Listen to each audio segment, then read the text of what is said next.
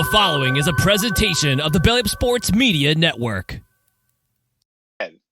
Holy Christ, Austin Matthews. Good to get some sports here. Austin Matthews just scored his 9,000th goal in for the Maple Leafs tonight and got a hat trick already. Oh, so that's what the goddess is doing in Toronto, planning parade routes. She's probably there parade routes in Toronto, making sure things are good on whatever street that is, in Young Street, I guess it is. Yeah. In Toronto, and no, she's out there having a nice time with her family. So, anyways, Dave, the NHL trade deadline is a month and a half away, March 11th, I think it is. And there's a lot of teams who are hovering around. I think there's only about 6 teams right now who are out. You got the San Jose's. I'm going to put Ottawa in there. A lot of teams that aren't very good, and they know it. And I'm not going to include these guys in this conversation we're going to have, but there are, like I said, there's 27 teams that are still in the playoff race. There's only 5 to 6 teams, I think, that are actually Stanley Cup contenders. And who knows on January the 18th of 2024 who's going to win the thing, because anything can happen no matter what. Like you look at the LA Kings, they came out of nowhere when they got Daryl Sutter as the head coach again, and they ended up winning one out of nowhere.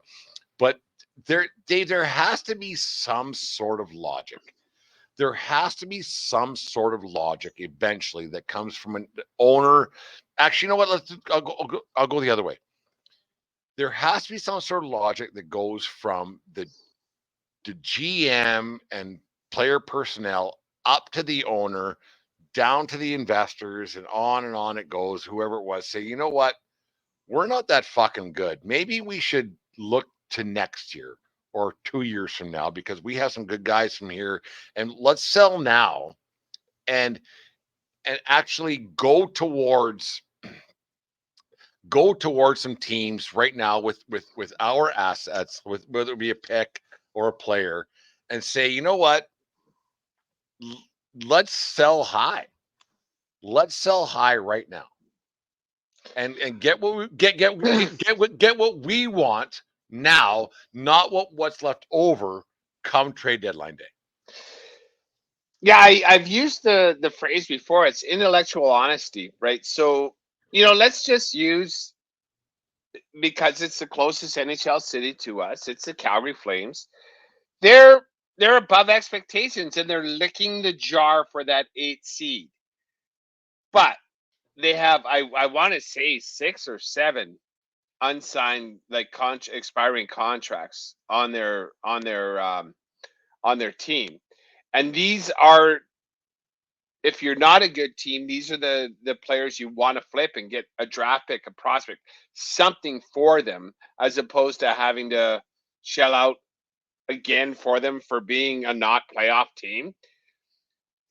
Calgary's playing better than a lot of people expected, and from, once again, props to the Barnburner podcast, which I listen to all the time. Those guys are like, fuck, are we happy or not?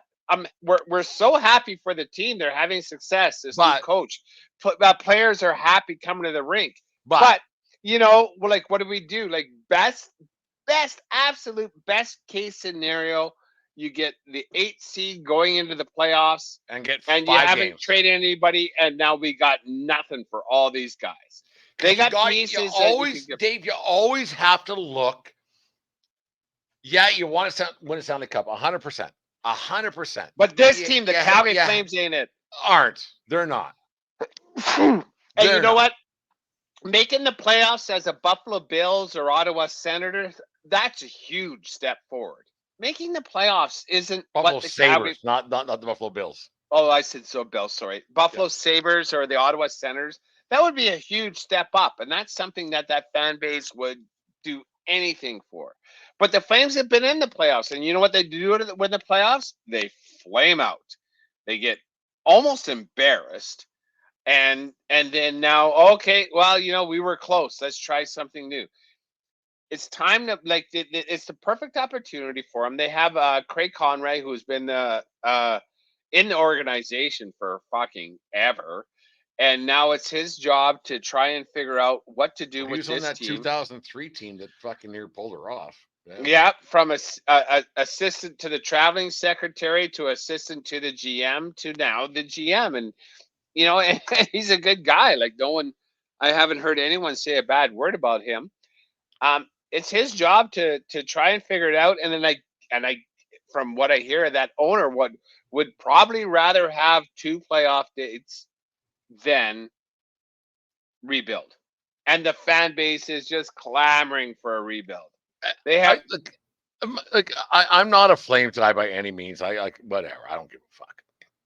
Like I know I know they're not winning a Stanley Cup 100%. I know that they made some they're deals. not winning a Stanley Cup. I think the brass knows that they're not winning a Stanley Cup. But like, at what point do you fucking look at a guy's like why accountants fucking get in owners' ears? I'm going with like money, I guess. But the thing is like, wouldn't a smart person, because owners, I would hope are smart, other than Jerry Jones, we know it's not smart. Wouldn't you go, okay, this year we're not going to take a loss, or we're not a loss. Let's not fucking say anyone's losing money, because they're not. Because they're not. Wouldn't you think a wife would walk into the owner's when he's getting dressed, putting his tie on to go wherever, and say, you know what? Wouldn't we be better off to get some assets and get better, and maybe in 3 or 4 years from now win a cup, because we just drafted a bunch of kids, because it would take a logical woman to get into an Uberman's head, right? To say, listen, you know what? Maybe we should change things a little bit. Like, maybe we should just, not make the playoffs this year, and not have 2 playoff games and whatever it is, and because we'll be fine. Our credit cards aren't going to bounce. So why just like, what the fuck is the reasoning behind that? Well, like once again, using this Flames organization, it's been. I'm not going to call it mediocrity. I'm gonna call it C plus B minus hockey. Right? Some years make the playoffs, some years not. But then never succeeding in the playoffs, never being an actual threat for the cup, and that's the prize that should be first and foremost. Yes. It's not and for me, it seems that the Calgary Flames, whoever's making the decisions at the top of that food chain, has decided that no, playoffs is good. I want to be competitive, and Well, the Canucks forever, right? Right? And the Canucks forever, but in the Canucks, yeah, because they rolled through coaches, like they had a revolving door, like 4 until they got to talking here, like 4 in the last 3 years. It's been a little bit ridiculous. And now the Flames seem to have found their coach. The Flames seem to have found their mojo, but the mojo now is with a bunch of people on expiring Not contracts. talented enough. They're just not good enough. And even like Johnny Huberdeau is actually trying, like, finding his game and what have you. But it's not this year. It's not this year. And everybody's like, you have pieces that other teams that are ready to make a run for the cup want. You'd be an absolute fool not to trade for pieces and save yourself a shit ton of dough, and let your young players develop, drop a bit in the standings, because once again, no matter what sport you're drafting in, a top 10 pick is a lot better than a 10 to 20 pick. Like, there's a significant drop off. Just suck. Trade those pieces. Suck. I get it. You're only 2 points out of the playoffs, but you don't have a chance when you look at those teams that are ahead of you. You're not beating the fucking Knights. You're not beating the Avalanche, and you're not beating the Oilers. So there's 3 teams that are for sure going to beat you in the playoffs. In a 7-game series, 100%. 100%. I remember in 2009. This is a long time ago. The San Francisco Giants were about 3 or 4 games out of a playoff spot at that deadline. And they went, you know what? We're just not going to be that good this year. We're not beating the Yankees. We're not beating the Phillies. We're just not. And they made a bunch of deals that traded a bunch of guys away and everything else. And all of a sudden, 2010, 2012, 2014, they won World Series. right?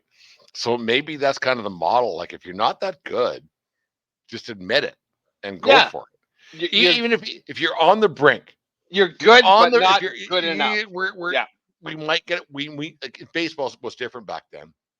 There was wild card teams and two divisions, everything else, and all of a sudden you go, you know what? We're not going to win, so why bother? Because I've said it all. We talk about it all the time. That what's one like especially in football? What does one more game get you? Nothing. Like nothing. right. It- Unless you're a team that's been struggling forever, and now a playoff appearance is the then you next get step hype. forward. Then you get Right, hype. 100%. right. Yes, but But you're not like, if your team's been fucking chewing on the fucking jerky forever, then what? Who cares? yeah. Where's the joy in losing in the wild card Every year. round 3 years in a row? Like that's All not right. fun anymore. Oh, hooray!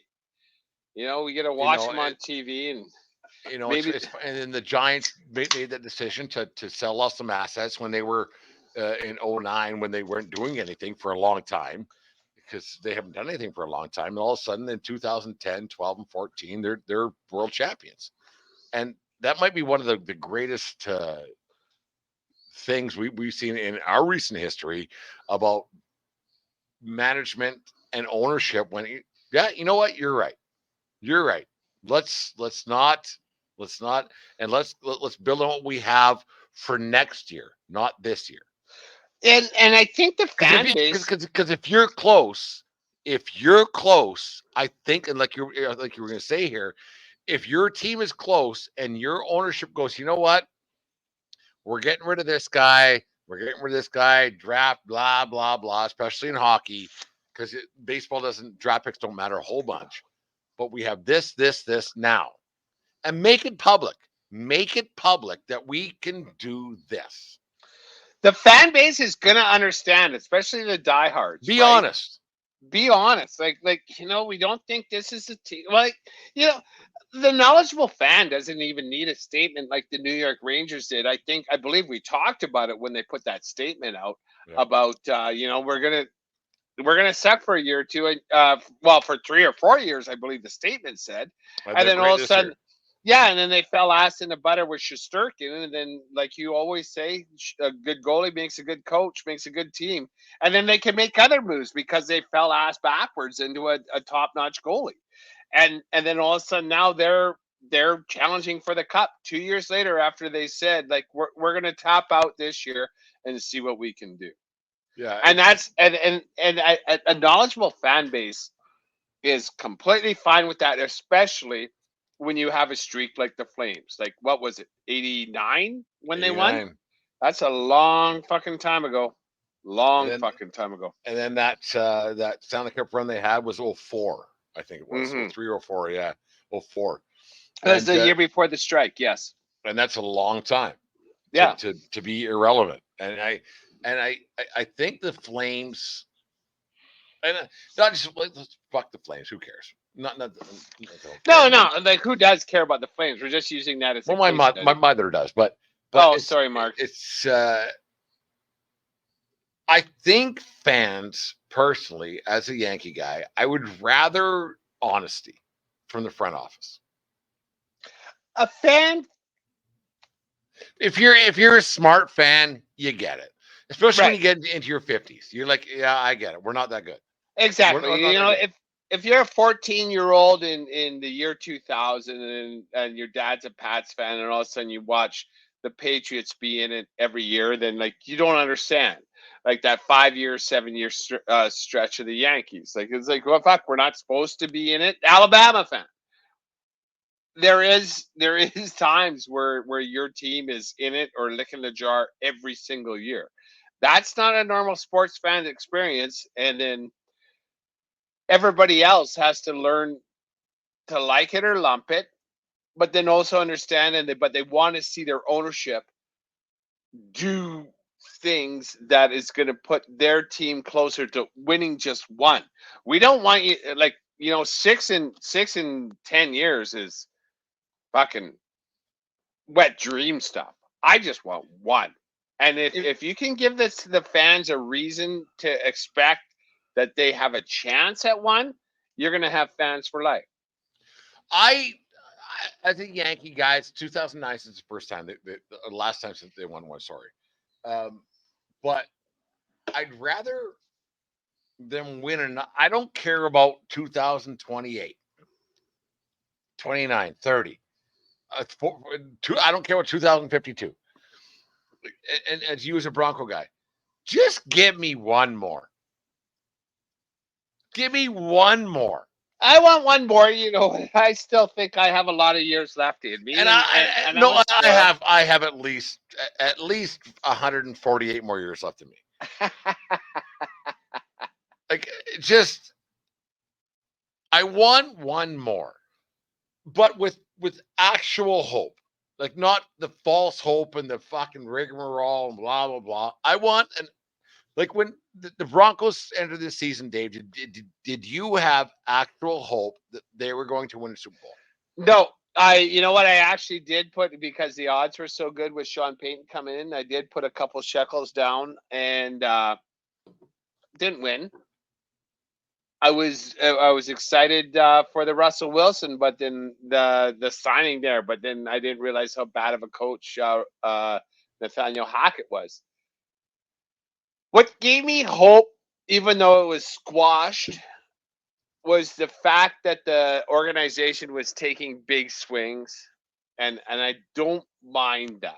But now it's time to step back and reassess and see what we're going to do. And I realize it's been a long time since Denver's been in the playoffs, but I think this coach is quite capable. And I'm curious as to what happens the next 2 years, because they got salary cap issues. They made some mistakes.